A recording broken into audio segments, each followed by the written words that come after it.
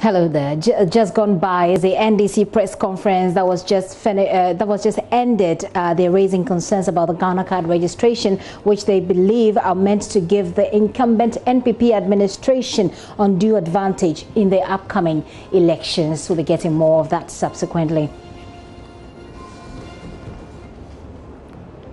Thank you for joining us from wherever you are. We're coming to you live from our studios here in Kokomlemle on digital address GA0992539. Our top stories this hour. High government delegation heads to Obuasi, epicenter of the coronavirus outbreak in the Ashanti region. As the cases continue to surge there and authorities contemplate a lockdown or curfew to stop the spread.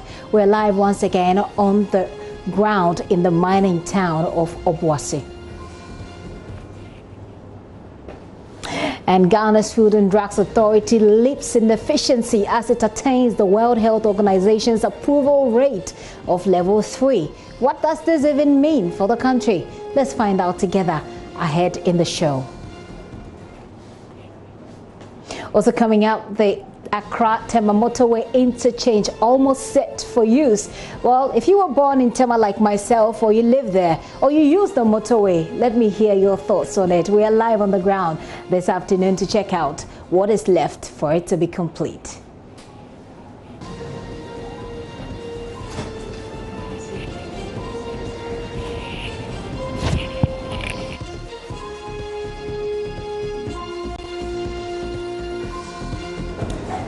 Those are top stories this hour. Join us on DSTV 421, GoTV 144. Remember, we're streaming live on YouTube. Join us with your thoughts on 0540-109009.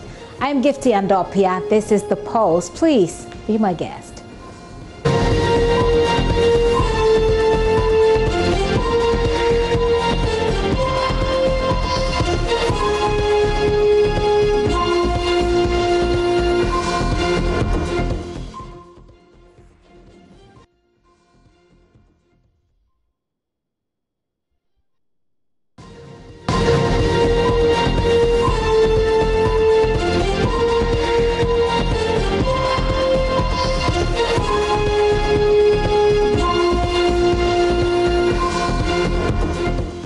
I'll take you through the details of those stories now.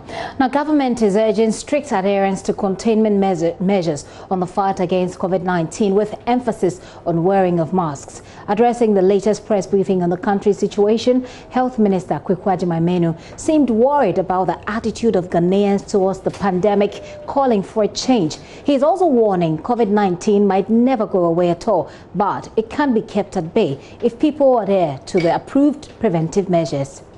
HIV/AIDS came, we have never been able to take it off, we still live with it. H1N1 is still around, we live with it. There are several other diseases that we live with.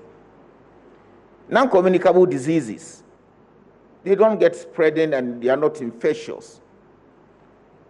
But when you get it, you live with it. And the word that we all use is managing to live with the disease. So if you are diabetic, they will ask you to take some medications depending on your body chemistry, some milligrams once a day or twice a day. In some instances, you have to inject insulin into your body. That is how you live with diabetes. Hypertension, we live with it. So now the fact is, coronavirus has been with us, so they call this one novel, new. And for the past 3 or 4 months, the world is living with it. The impact is severe, very, very severe elsewhere, because people are dying in numbers. Here in our country, we are now seeing community spread, but we are not dying. Dr. Badu Sarkodie will come and give you numbers again. Our death rate is quite low. That does not mean that we should allow ourselves to be infected with the disease. So what we have to do now is to live with it and manage ourselves against it. So what should we do? So far, there is no medication that we can take. There is no vaccine that we can actually get to vaccinate ourselves against the virus. But there are certain things that we know we can do to protect ourselves. One of them is what I'm wearing. So we are managing to reduce the spread. We will have to find a way to ensure that the numbers don't go up, but they begin to come down and come down and come down. So many of us are talking unnecessarily. And if you are infected, you open your mouth and the virus comes out. So again, if you don't need to talk, don't talk. Especially when you don't have the mask. They are telling us that we shouldn't even laugh, especially when you don't have the mask. As your health minister, an obviously worried one. While Information Minister Kojo Nkrumah is warning the country's increasing case count should be seen as a cause for worry and should compel people to keep themselves protected. On Tuesday, when we gave an update, one of the major hotspots was the Ashanti region, and specifically Obuasi, where we had recorded about 200 new cases or 270 or so new cases around that particular area. This morning, there's a team from the Ghana Health Service that is in Kumasi heading to Obuasi to step up the containment efforts there. If technology does not fail us, we'll try to connect to them in Kumasi for them to give us a quick update on what they are seeking to do out there. We also have a quick update. Close of business last night around 11 p.m. and the numbers that are available, Dr. Bedusa Akodie would share those with us. But first, the minister responsible for health has an advisory on community spread. The numbers, as you are seeing, should give you cause for concern, and he has an advisory on community spread, which he will share with us. Minister for Information Kojo Nkrumah there. In the meantime, the Director General of the Ghana Health Service, Dr. Patrick Abuaje, and his team have been meeting with the COVID-19 task force in Obuasi in the Ashanti region. Ohime Interior of our health desk has been monitoring that meeting. Ohime joins me live from Obuasi Municipal Assembly. Hello, Ohime. Hello, Gifty. It's good to come to you once again. Now tell us what the government delegation has been up to in Obuasi today. Thank you, Gifty. I must say it's been a very tedious exercise for the Ghana Health Service team that came from Accra. On the team, as you mentioned, is led by Director General of Ghana Health Service, Dr. Patrick Abuaje, and also Dr. Franklin Esiedu-Bekwe, Director in charge of surveillance at the Ghana Health Service, and other officers. It also includes Ashanti Regional Health Director, Dr. Emmanuel Timkran, and his deputy in charge of public health, Dr. Nana Ofori, also on the delegation. I must say, right from the onset in the morning, the team has been meeting with the COVID-19 task force in Obuasi, and it's been a closed-door meeting. Journalists were not allowed entry, only those who were involved in the management of COVID-19 in Obuasi were allowed into the meeting.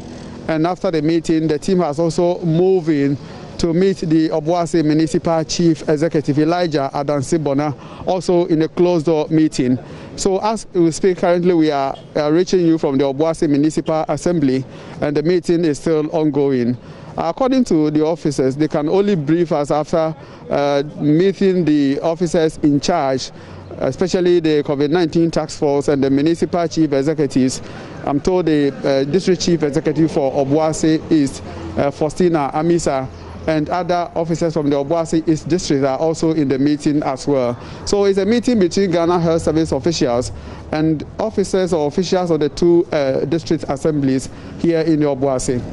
And for the people in Obuasi, some of them who have called for a lockdown or a curfew, some of them who obviously don't agree, some of them who have problems with siting of an isolation center there, how do they receive this visit from Accra?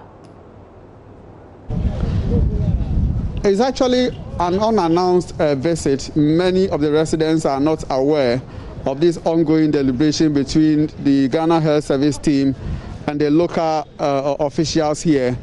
But when I hit the community and spoke to a couple of them, they did indicate that now they are having a change of mindset.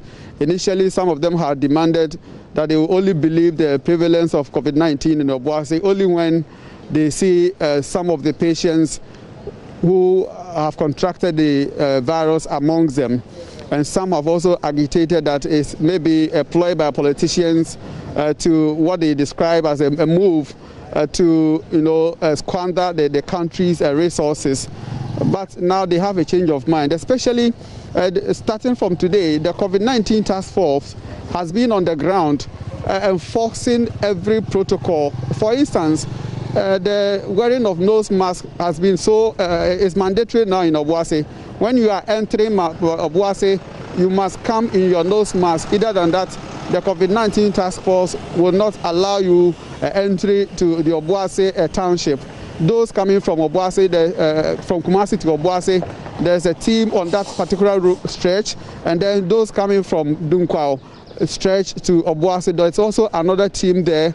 It's made up of nurses and then the police officers who are doing everything possible to enforce this protocol. They take the temperature of people who enter the Obuasi community and also ensure that they are on nose mask. And every bit of the protocol, especially social distancing, where vehicles will be searched and ensure that passengers are not above the approved one. So I must say, yes, the COVID-19 task force has been on the ground today, and those part of the team has also been in the Obuasi Central Market as traders resume trading activities in the market. Ohemi, thank you. We'll be keeping an eye on developments at your end. And when that meeting is over, we're sure, if we're still here, we're sure to get back to you so we get the details. Thank you. Ohemi Teria of our health desk reporting live from Obuasi, where a high-powered government delegation is meeting with authorities there to find out how they can stop the spread of the disease, which is surging rather too fast over there. Now I'll take you back to the press conference today. Director of the Ghana Health Service, Dr. Bedusa Kodie, here with a breakdown of the latest confirmed cases. At last briefing, the new cases confirmed that added to what we reported 122, with the distributions in Greater Accra 57, Ashanti Region 62, Central Region 2, and Western North 1. 2 more new deaths were added up, bringing the death toll to 24, with 24 deaths among 5,530 cases. The death to positivity rate, which we term as the case fatality rate, stands at 0.43% for the country. The total number of recoveries have increased, and indeed we have done quite a significant number of people having done the first test, which is negative, and you are waiting for the second test to declare them recovered, fully recovered. And the total number of recoveries as at now stands at 674. Dr. Bedusa Kodie there with the latest details. As I'll read to you some of your messages that are coming in on the situation, especially in Obuasi and coronavirus cases generally. This one says, I think that if the president wants to keep us safe from the outbreak of the pandemic, he should bring back the partial lockdown. You don't add your name to it. A.U. Farouk, Tamale North says, it is alarming the way the COVID-19 cases are rising. Government must allow health experts to do their job. Hi, Gifty, I sincerely think it is time that Obuasi, Kumasi and Accra are locked down once more to help contain the virus. The campaign for no mask, no entry should be enforced strictly. This is coming from Akeli Vincent in Navrongo. Akeli, thank you for sending your message as well. This is from La Paz, Kwashi. Papi Kwashi, he says, please permit me to talk about the high testing approval and certification charges by the Food and Drugs Authority. That's the story we'll be doing subsequently. But a final one before we move on to the next story. This one says, Okay, let me just move on. Most of you are talking about the NDC's press conference that was held a while back. We'll come back to it. Right, this is my final one. Lockdown in any part of the country will be tantamount to waste of time and resources, because when a person contracts this, he or she can spread it to at least 100 people within a week. This shows that the disease is within the population. We're still on coronavirus cases though. Residents of Sunyani in the Bono region are calling for an enhanced security patrol of the Ghana-Cote d'Ivoire borders days after the region recorded its first coronavirus case, which was imported from the neighboring country, Ivory Coast. The people suggest that the use of the nose masks should also be made compulsory over there to limit the spread of the pandemic to other parts of the Bono region. Correspondent Anas Sabit has more in this report. A few days ago, the Bono region recorded its first COVID-19 case. It was a Togolese national who got into the country through the German North district from La Côte d'Ivoire, who brought in this particular case. Now, days after the region recorded its first case, how are the people here reacting to the news of the first ever recorded case of COVID-19 here in the Bono region? We're speaking to some residents here to have their view on how they reacted to that particular news. It was our prayer that we will not record a case here in the region, but a case has been imported and we were shocked at the news. We never heard of a case here, and so we were protecting ourselves. So when we heard of the new case here, we were really shocked. With regards to the enforcement of the nose mask, a few others we've spotted on the streets are without the nose mask. The excuse being given from the people is that they complain that there's heat whenever they are on the nose mask, and others are also of the view that they find it difficult to breathe whenever they are on the nose mask. So the usage of the nose mask is not as expected here in Sunyani. Those who are not using the mask say it is because of the heat, but for us as drivers, we make sure you have it on before we set off. They say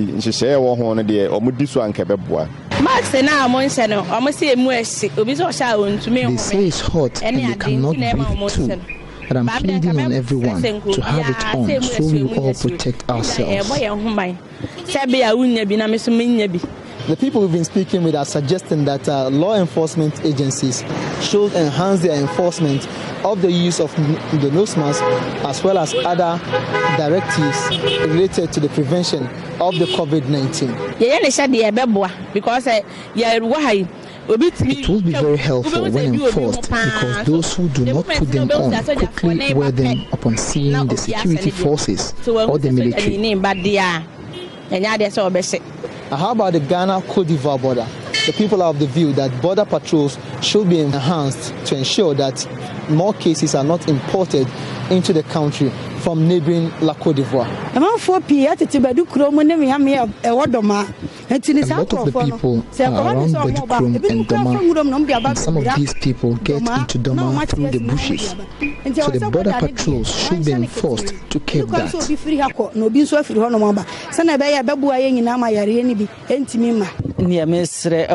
I am pleading on authorities to check our borders. That is where the problem is, and when sealed, we won't record new cases.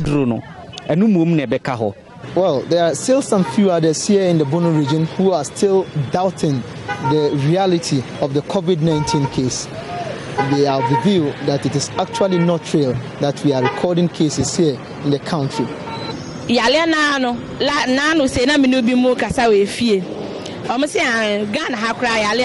had a chat with some tenants in my house, and they were saying that it's never true that the COVID-19 is in the country. They say what's happening abroad are being shown on TV for us to see, but it's not seen here in the country. So until they see the dead on TV, they won't believe it.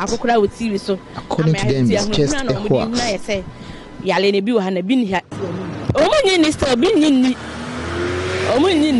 From Sunyani here in the Bono region, I am Anas Sabit for JoyNews.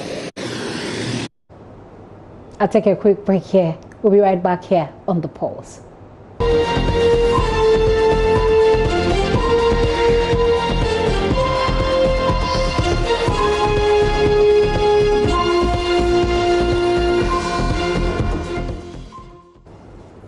Welcome back to the show. Many thanks for staying with us. The Tourism Minister, Barbara Otinjesi, has been emphasizing directives to the effect that drinking bars and clubs remain closed. This follows an earlier statement from the Ghana Tourism Authority, which gave green light to drinking bars to operate alongside hotels and restaurants. The Ministry of Tourism, Arts and Culture overturned the Ghana Tourism Authority's directive earlier, and businesses within the hospitality industry were told not to resume operations. The statements by the GTA attracted a huge backlash from the public, including the clergy and lawyers who said the directive was inconsistent with the law. Here is a news desk report.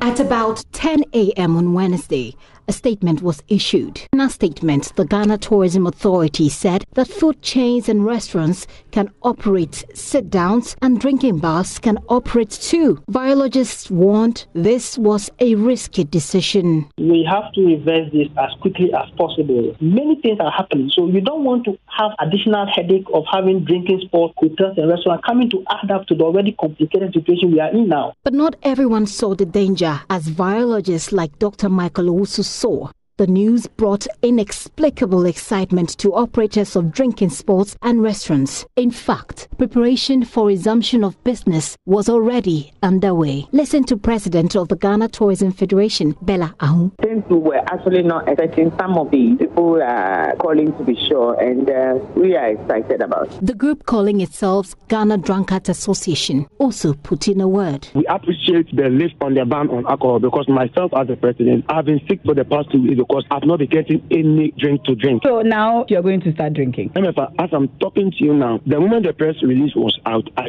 thought of ginger to boost my immune system. But that excitement would be short-lived. At about 5 p.m. on Wednesday, the Ministry of Tourism outlawed the Ghana Tourism Authority's directives with a circular stating, drinking bars remain closed. All nightclubs remain closed. The public is to note that this circular supersedes the one issued by the regulator. And that reversed the thread of excitement from the drinking sport operators to the virologist. When I saw the circular, I was like, what is going on here? But then when I saw the second notice, I was like, oh, okay, so they've seen it, they've realized that this is a no-go area. So, just in case you had any doubt or even planned a drink up, you cannot. You can only do so at home, because the drinking sports are to remain shut and restaurants are to operate takeout and deliveries only.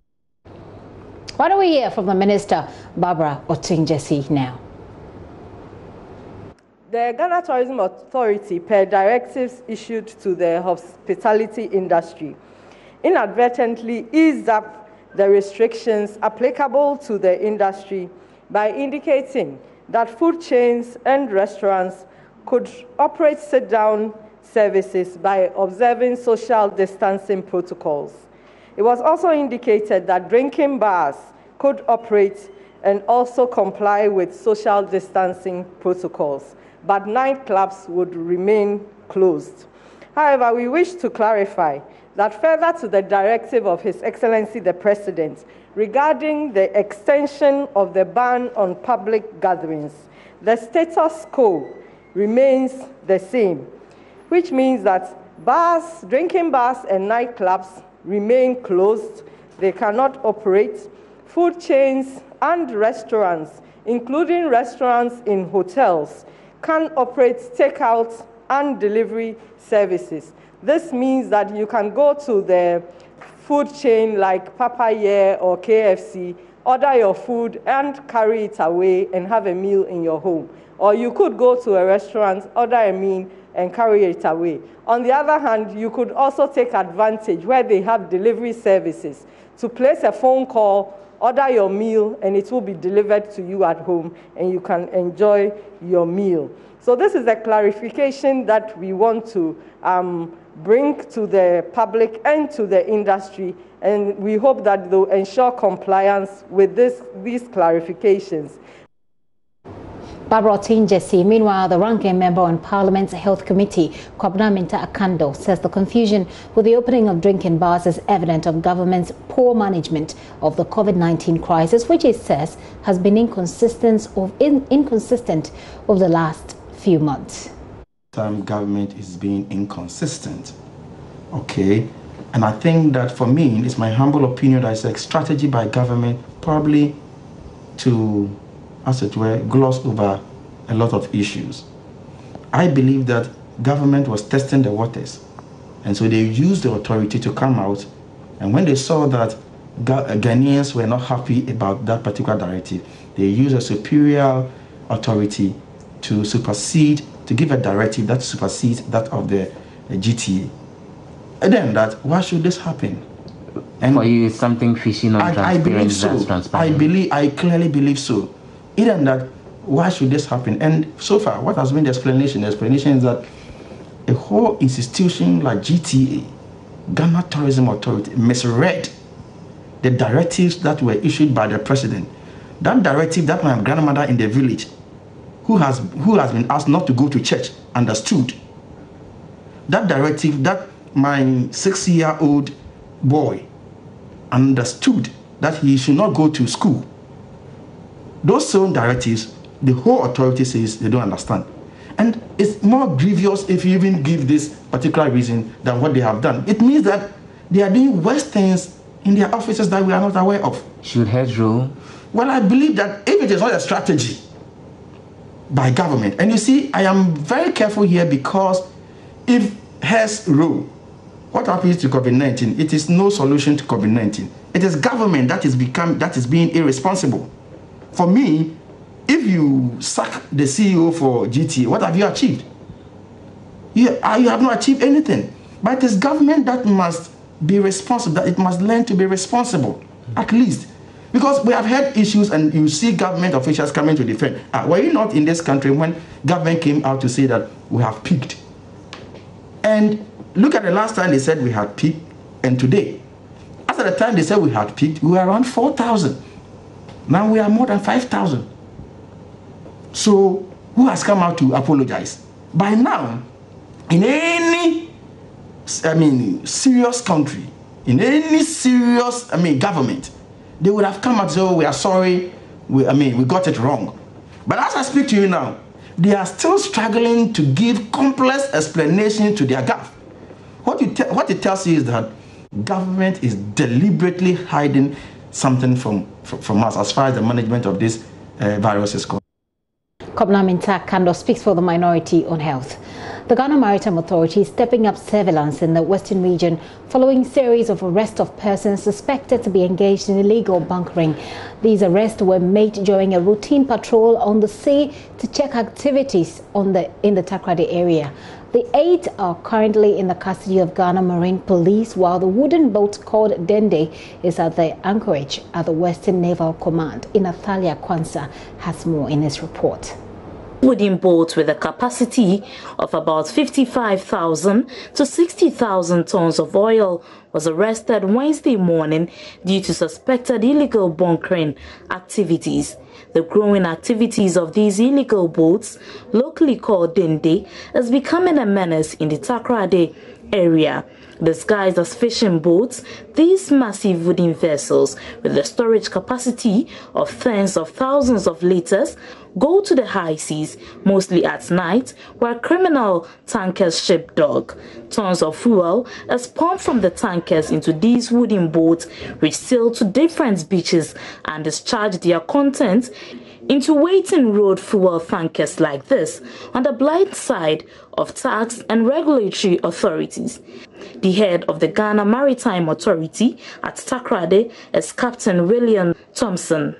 Early hours of this morning, just when we were running up our joint patrol team.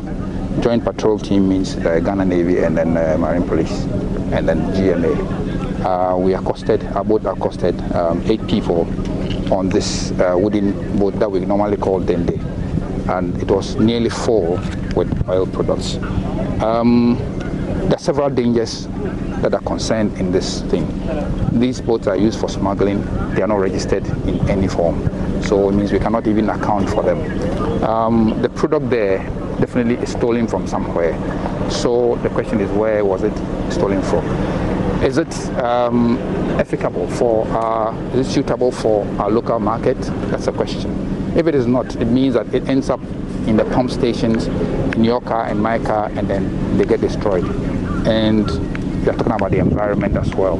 Because they are not properly registered and they are in a hurry just to make their money, they don't take any precautions and then they end up messing up our environment. And illegal oil bunkering, I cannot give you an exact figure, but there are several. Only last week there was one, and I believe that earlier in this month there was another one. Last month we had like 4 other cases. They are all pending, and then the Marine Police is in charge, and people are being tried. I think you would not be far from the truth if you say since March we've had about 6 years, because definitely there are 4 that I can clearly recall, plus this one is 5, and then maybe I could miss out 1 or 2. Yeah, so you're not far from the truth. Director Marine Police ACP Seidu Idis Lancer says the 8 will soon be arraigned before the court for the appropriate sanction.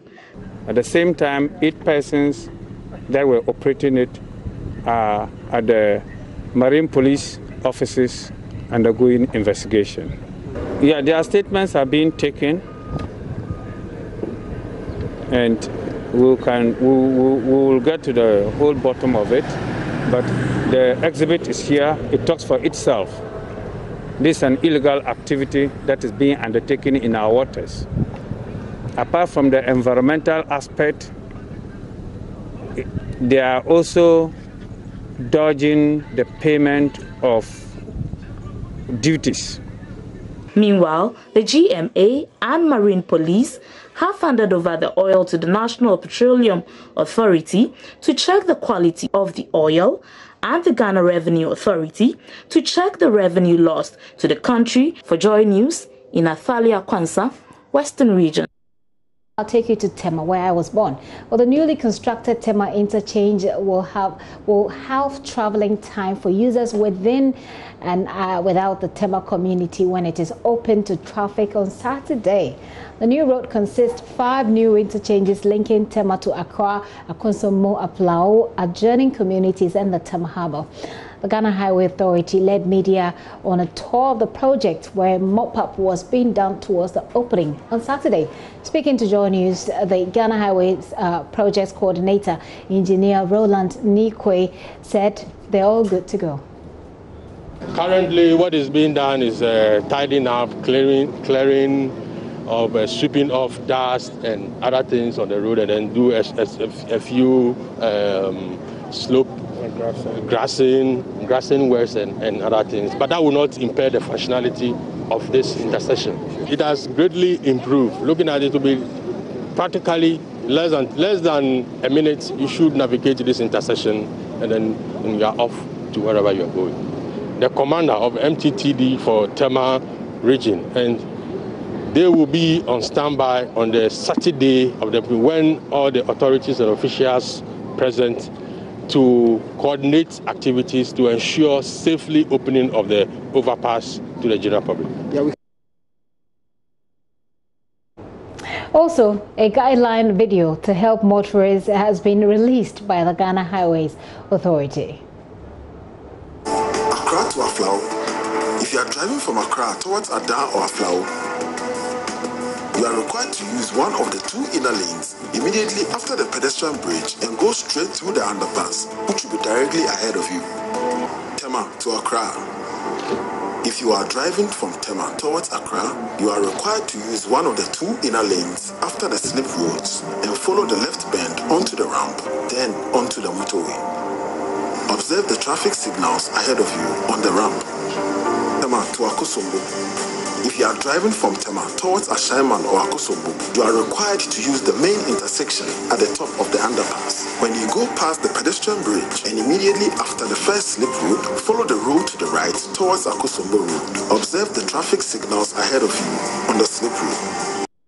And I can't wait to have an experience. Of course, people will get lost, a bit, drive around a bit, but you get back and we'll get used to it.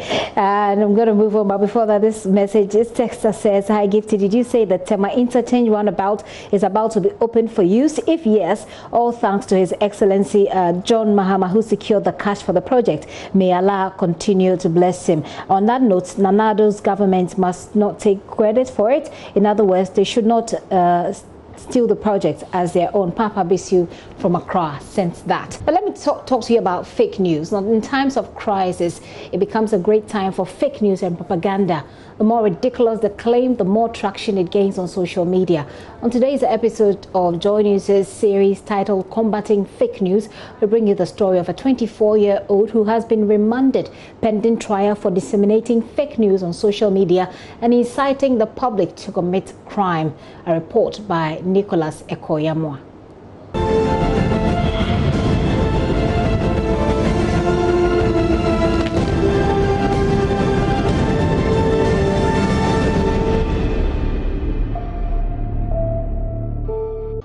Corona is not killing Ghanaians, and it will not kill any Ghanaian.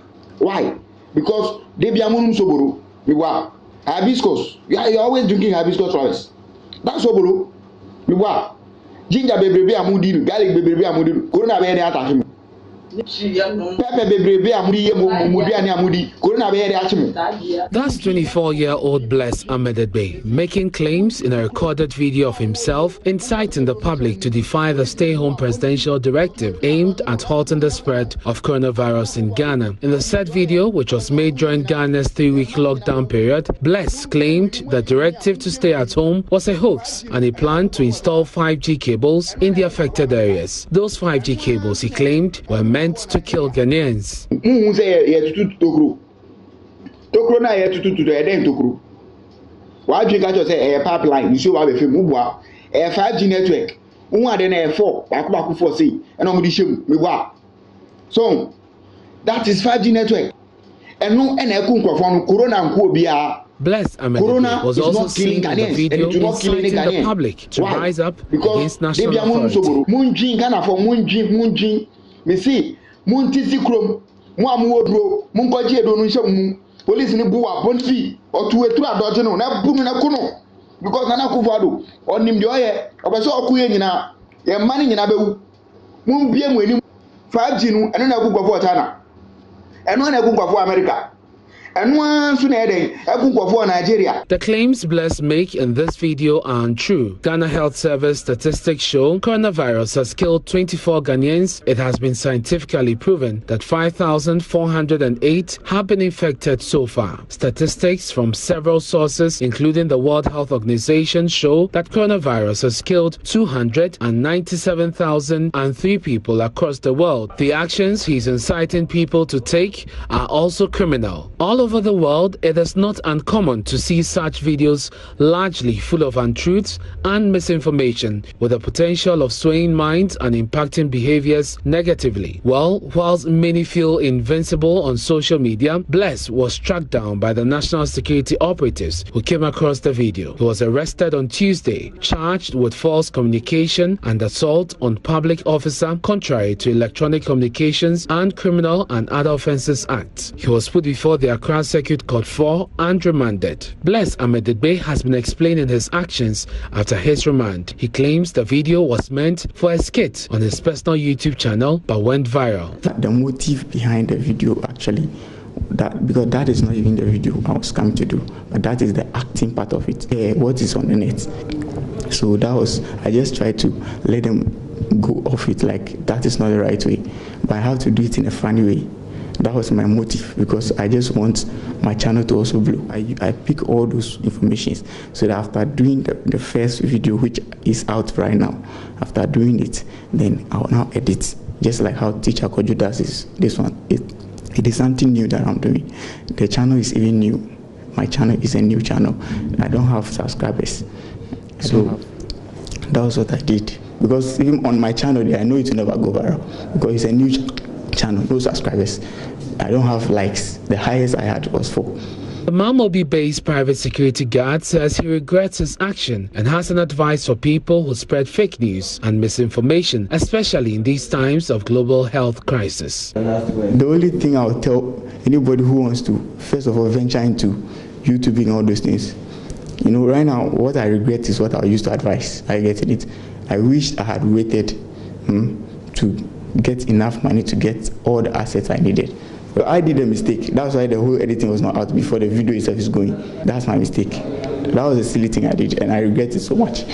I wish the video never went viral. The court presided over by His Honor M.E. Isando has adjourned the case to 22nd of May 2020. On that day, Bless Amedebe will know his fate, but he will spend the next 9 days and nights behind bars, and no one knows whether the court's decision will keep him there any longer. The claims Bless makes are untrue, and it took a simple click of buttons on his phone. But remember, a click on your mobile phone to spread false news can always be avoided, and so will time behind bars. The WHO says the world is not only fighting a pandemic, but infodemic, which can equally be fatal. Do not be the one to spread misinformation. Most importantly, do not feel invincible. If you spread fake news, you can be tracked down.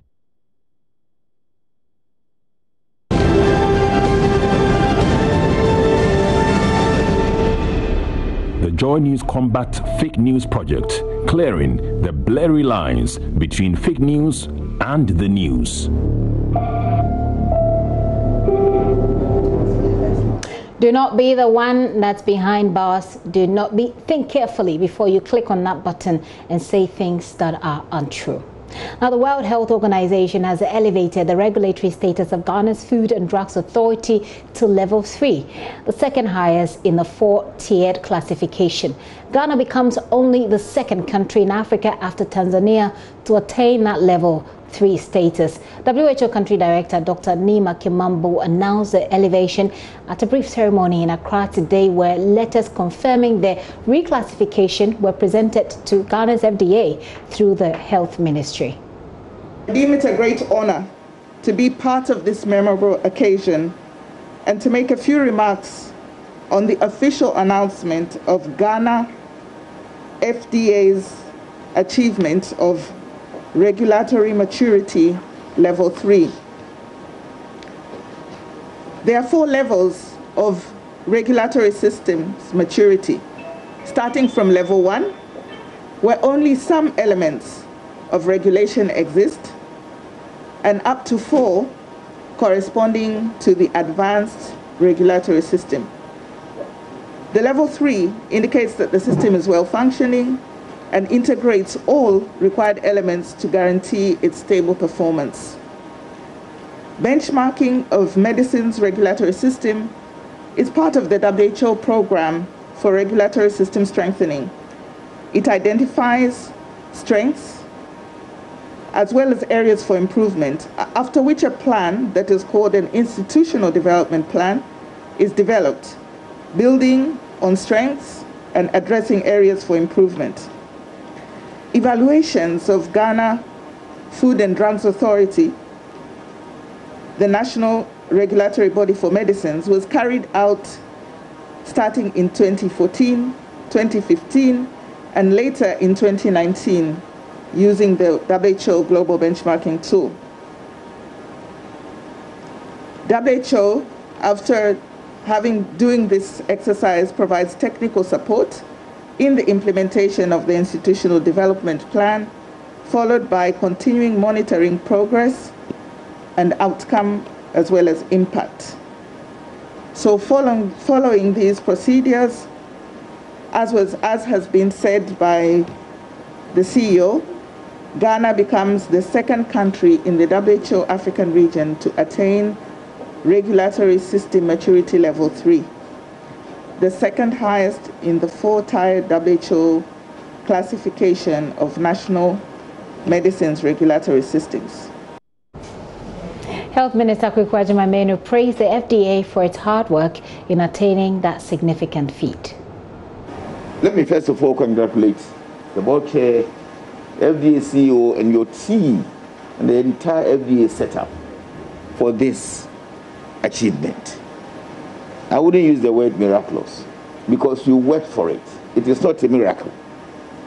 You planned, strategically implemented your plans, and got where you are. Government support in terms of investment had come. And when you invest and you don't get equal rewards, or a reward that is even bigger than the investment that you have made, we call it a loss in business. This time around, FDA, you didn't cause us any loss. You have given us value that will transcend across Africa, not only in country here. You know, Ghanaians, what we have and is good, we don't talk about. But when it is bad, we criticize so much. I believe this achievement will be celebrated, not only within the walls of FDA and the ministry, but in the public domain, to continue to ginger confidence in the regulatory system that we have for medicines and vaccines, at least. That is what the benchmark sought to do. And if we are second in Africa, it means we have made a very huge success. FDA Chief Executive Delise Mimi Dakon said the FDA has already set its sights on attaining level 4 regulator status. This process started in March 2019, and it took us 1 year to get to where we are. Ghana FDA has over the years strived to attain the highest quality standards by making positive changes to improve our regulatory systems and services. And so we agreed that benchmarking against ourselves was not what we wanted to do, but we wanted to be benchmarked against the world, not just Africa, but the world. And that was only to ensure that as an agency, we are comparable to the most effective and the best regulators in the whole world. Having a strong and effective regulatory system plays an important role in assuring the quality, safety, and efficacy of medicines and all medical products in any jurisdiction, not just Ghana. So why should the FDA be different? And so we benchmarked with the best of the best, and we have done and made top marks today.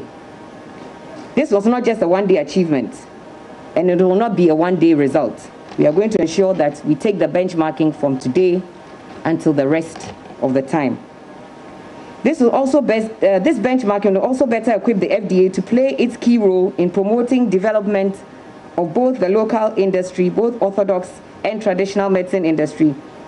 And also, by doing so, we do that when we have oversight and when we support the industry to produce the best quality medicines that can contribute to improving the health and saving lives, being assured of the right quality.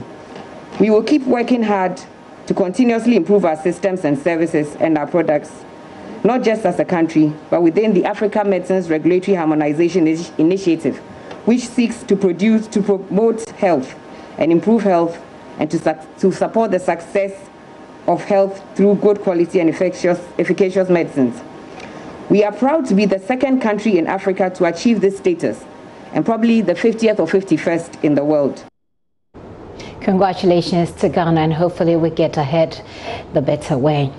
Congratulations to Ghana, and hopefully we get ahead the better way. And we're told of an NPP press conference that's coming up shortly. We'll be crossing over as and when it is ready. But an engineer and CEO of the Obokom Civil Engineering Limited, Nana Obokomata the Fourth, says he has started the process to auction a 6-story multi-purpose lecture theatre and some properties owned by the McCarthy Hill campus of the Regent University College. At a press briefing here in Accra, he stated that his action has become necessary after many attempts to get the school authorities to pay monies owed him for constructing the structure. On Wednesday, 13th May 2020, a bailiff from the Commercial Court, Accra, served the school notice for the auction of its movable and immovable properties to defray a debt that's owed them. There's more in this report. We enter into a contract with Regent University to build this edifice for them. And we duly did what we were supposed to do. We were supposed to build this edifice and give them 1 year grace period, which we did. So they were supposed to pay us 17th April 2018. And immediate the time due, we requested for payment because we follow up with them to give us payment as the project was ongoing. But the Chancellor has told us that immediately we finish the project, we are going to be paid. Mind you, the amount involved $1.2 million and 2.1 million Ghana cedis is quite a huge amount. So the commitment that we made. So we thought we could achieve the payment immediately after the grace period is over. Unfortunately, that thing didn't come on. So as we keep on pushing for the payment, we saw that the university is not ready to pay. We've had to cut through that story. We need to go right now to the NPP headquarters, where Peter McMeno is addressing the media at the moment. He's just been appointed the party's manager, campaign manager for the 2020 elections. We can go over now. Is so determined to protect it from being replaced. What is in that register and the voter management system, VMS, that the NDC is threatening civil war if it is changed for a better one? Why is the NDC placing its entire electoral fortunes on that controversial register, which was compiled under their term in office? Please remember that this is the first time ever that any opposition party in Ghana has complained, and complained so loudly, against the compilation of a new voters register. Under President Rawlings, the EC compiled a new register, and the NPP in opposition supported it. Under President Kufuor, the EC compiled a new register, and the NDC then, under John Atta Mills, did not complain. In 2012, under President John Atta Mills, the EC set out to compile a new register, and the MPP did not only welcome it, we were constructive in pushing for futures to enhance its credibility. It is that same register that the Supreme Court ruled that it was wrong for the EC to accept the National Health Insurance Card as an ID source for registration in 2012. We set out in opposition to campaign for that discredited register to be changed. The NDC in government opposed our campaign. It was not done, you all know. But we did what any responsible political party must do. We organized ourselves and prosecuted our campaign, and the people of Ghana gave us the highest number of parliamentarians and the highest margin of nearly 1 million votes in the presidential elections. Our focus since then has been to justify the confidence that the Ghanaian people reposed in us by fixing the economy that the NDC rigged, and with Akufo-Addo giving the people the caring and decisive leadership which John Mahama is not capable of delivering. The NDC national chairman said this afternoon that the MPP set out to rig the 2020 general elections immediately we took office in 2017. Well, Ghanaians know better. The focus of President Akufo-Addo and his government upon assuming office was to fix the economy that President John Mahama and his NDC rigged in their 8 years in office. It remains our focus to manage the crisis caused by COVID-19 in a way that the Ghanaian economy and society will come out of this crisis stronger and more united. The plan of NDC is nothing more than to fabricate grounds for chaos, disunity, and fear. They are doing this because they do not have a good candidate and a good story to tell the voters in December. It is on record. It is that record of a rigged leadership under John Dramani Mahama that the NDC must be afraid of bringing back to face the Ghanaian people for their votes, and not the fake conspiracy to rig elections against them. NDC must be reminded that the MPP as an opposition party, beat the NDC in 2016, and by the largest margin ever in Ghana's history against an incumbent president in Ghana's history.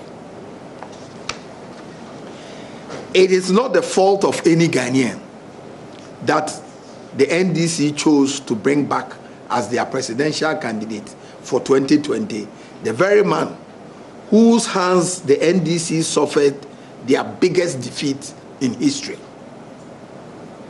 It is not the fault of MPP that the NDC chose to bring back as their 2020 presidential candidate the very same man who gave Ghana the worst economic growth performance since 1994. It is not the fault of President Akufo-Addo that the NDC has very little confidence in their own chosen candidate for the 2020 elections in the person of John Mahama. We do not need the EC to rig an election in our favor. A government that has put 1.3 million children to school, who, if NDC was in power, would be on the streets, does not need an election to be rigged in its favor. A government that has restored industry and is creating jobs for the people does not need an election to be rigged in its favor.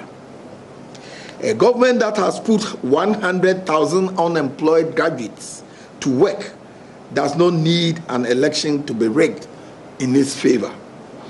A government that has put the interests of the ordinary Ghanaian first, whether it is protecting money of millions of depositors or absorbing the cost of electricity and water of 30 million Ghanaians to ease the suffering of the people when there is a crisis, such a government does not need an election to be rigged in its favor. The president, Nana Addo Dankwa Akufo-Addo, continues to show leadership and commitment to the welfare of ordinary Ghanaians, and it is this which gives us the confidence that the Ghanaian people will recognize his leadership and performance and allow the party that knows how to deliver to continue. We intend to fight and win in December based on our performance.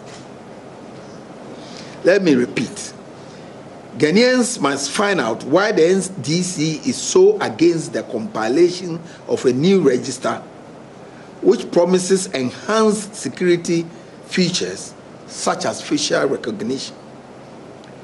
What is it about the 2012 register and the voter management system that the NDC holds so secret? What is it about the 2012 register and the voter management system that the NDC claims if it is replaced, they will never win an election? In what way did they tie their electoral fortunes to the maintenance of a discredited register and system? They ought to tell us, what is it about the 2012 register that the NDC claims they are prepared to foment trouble if it is replaced? Ladies and gentlemen of the media, Ghana, since the establishment of the Fourth Republic, has had registers compiled at various stages of our journey towards perfecting our democracy. 1992, 1996, 2004, and 2012. So basically, we have had new registers compiled every 8 years since 1996. And for each of those exercises, the idea has been to introduce features that are better than the previous one, with a view to secure the sanctity of the register. So why is the NDC afraid of an improvement in the security and soundness of the register and the voter management system? We have elections in December, and as President Akufo-Addo has made it clear that the election must and will be held as scheduled as far as the government is concerned. The MPP is not afraid to to face the electorate. Assuming, for the sake of argument, that the coronavirus is still with us, like now in 7 months' time, and that is a possibility, will the NDC be against the holding of an elections? There are some over 1 million odd young people who have attained the age of 18 since last year.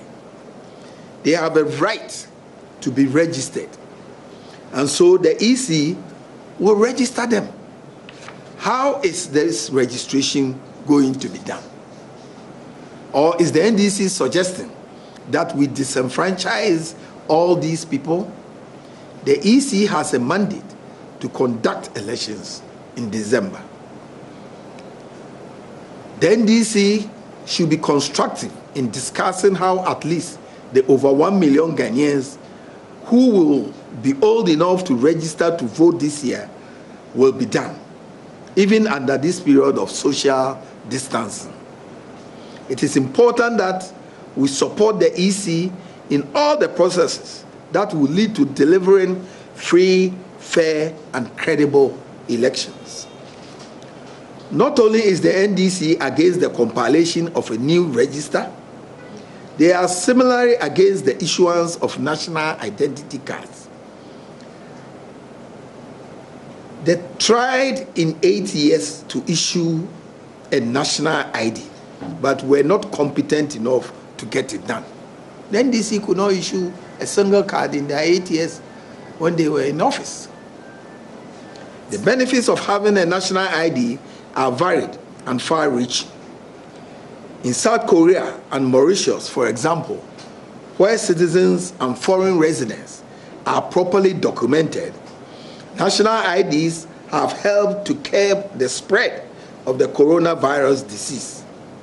For instance, in the course of its 6 weeks lockdown in Mauritius, residents have been permitted to go out for basic necessities according to the alphabetical order of their surnames. Currently, there are no active cases in Mauritius. Such an innovation will be difficult to implement in Ghana without proper citizen and resident identification. Everyone knows who lives in their homes. We can identify them. Parents can identify their children and wards by name and face. Every entrepreneur knows who works in their company. If it's a big organization, they provide them with ID cards. Even the NDC has an ID card for their members. So why is NDC so against a project that seeks to do for all our citizens and residents what the NDC has done for its members? So why is the NDC against a national project that seeks to do what the NDC has done for itself? We understand and appreciate that there are potential risks associated with bringing people together to register for the national ID. The MPP would like to encourage the NIA to share with the public their coronavirus risk mitigation strategies. Ladies and gentlemen of the media, we call on the NDC to face up to the realities of the time and convince the Ghanaian people why they must bring an inept, clueless, and incompetent Mahama back to power after he ran down the country in the manner that he did. We didn't elect their flag bearer for them. They elected him.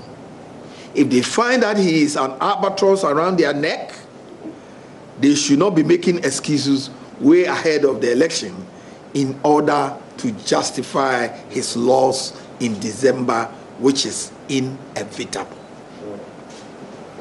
We will end by saying that we support the compilation of a new register, but we'll leave the decision to the Electoral Commission to make. However,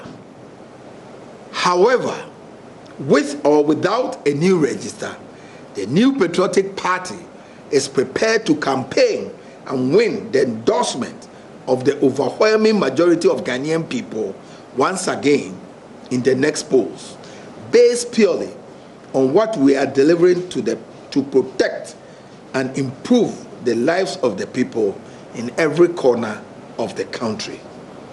May God bless our homeland Ghana and make her great and strong. Thank you.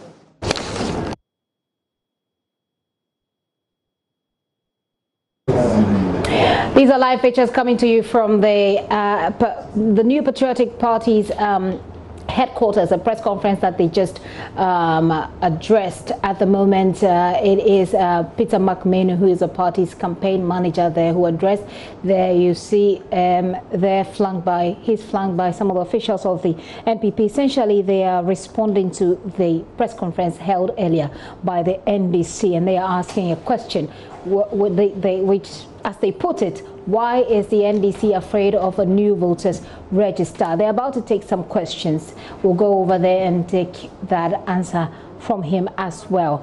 But he talks about how the voters register at the moment is credible, but the NPP does not need, the fact that the NPP does not need an election to be rigged in its favor, and the fact that they intend to fight and win the elections. Let's go back to him right now. Any electoral commission, any national identification authority, abo epo a yedibe wia abanum ewo December 2020. Na omode sa asem no abefra ye no. E say yeyi ano. Sebe eye national identification electoral commission there. Omanya omasema, omwa enyi omano.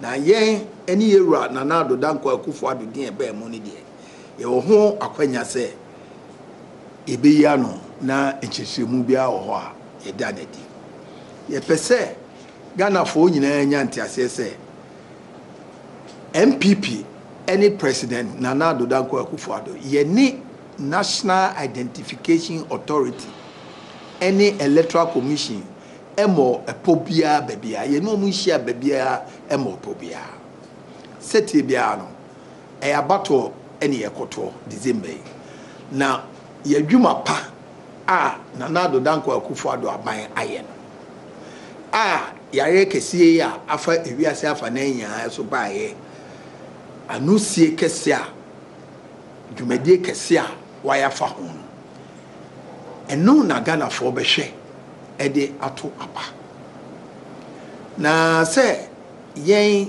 ni obi ko botrimpo ede awi abamu de eni yensunsunso omo se register no ena omo ti ase electoral commission eye fofo sebe enye register nkwa na electoral commission omo ye register any voter management system. If say register no ye kata na obi amfoni no so na ansa na emeda ne samfoni no omo system a wo district electoral commission offices bia computer any satellite dish obo se kakaka esi district electoral commission office bia eno na de obi a yaje ne ho emfonini ene ne fingerprint no eba electoral commission sa mfidie ni nya no asai enu nti se mo bekaya emre bi atwa mu kakra 2019 yerua oye mrashe bedwani wo Elemble constituency ye friend no Amakofiboa o Canada say or the electoral commission be court if you say in person asofo registration mo ye na etwitwa o mo foni wo Elemble no idi no bedroom kan no system no make no entimi amfa o mo foni eni o mo nsa no eni wo mo di no ama enti ade no system no so asay enti entimi deliver a credible register na electoral commission say obesesa ye mom de e free titinya mo nsentwefo mo busada bi say start the register for enye ne statica say per register for forma emrebe twam yewraba ayi Charlotte Secretary committee bia yewra ayi VCRAC crap enene dano a omo ye pensem mu say yentia also new register eba na say ni say eba omo the recommendations be pray by bi che say omo nye the willingness to clean the register na register no kwa no ajiegu ni nya no omo anye. That was under Madam Charlotte say na me kai say that time no sentwefo me na me kokasa wo Alisa Hotel ma New Patriotic Party. I know busa me say enti anya register no for Mr. McMahon obey den.